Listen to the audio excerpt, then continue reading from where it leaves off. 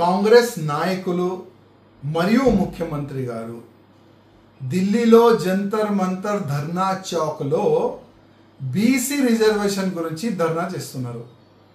బీసీలకి 42% రిజర్వేషన్ కేంద్రం ఎట్టి పరిస్థితుల్లో ఇవ్వాలని వాళ్ళు ధర్నా చేస్తున్నారు. నేను కాంగ్రెస్ వాళ్ళకి ధన్యవాదం చెప్తున్నా. మా గురించి మీరు ఫైట్ చేస్తున్నారు, బీసీల గురించి ఫైట్ చేస్తున్నారు. కానీ అదే 42%లో ముస్లిం వాళ్ళకి 10% ఎందుకు ఇస్తున్నారు రిజర్వేషన్ అడుగుతున్నా. ముస్లిం వాళ్ళు బీసీయా? ముస్లిం అంటే మైనారిటీ కదా.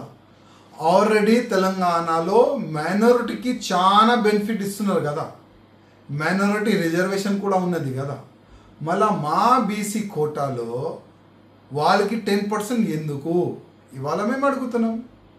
ఆల్రెడీ కేంద్రం 28% బీసీ రిజర్వేషన్ ఇస్తుంది. మీరు ఇచ్చేది ఏంది 5% కదా.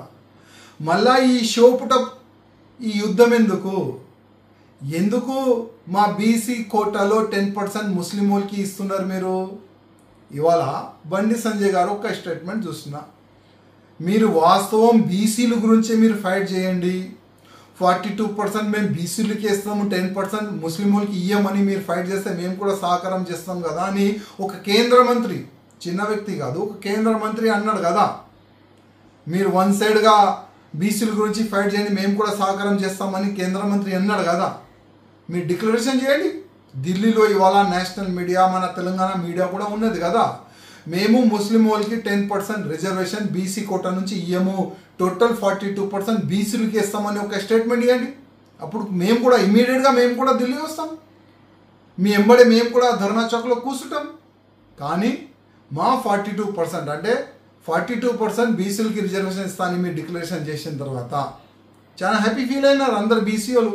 కానీ దాంట్లోనే 10% ముస్లిం వాళ్ళకి ఇస్తారని మీరు డిక్లరేషన్ చేస్తున్నారు కదా, అది తప్పు పని చేస్తున్నారు.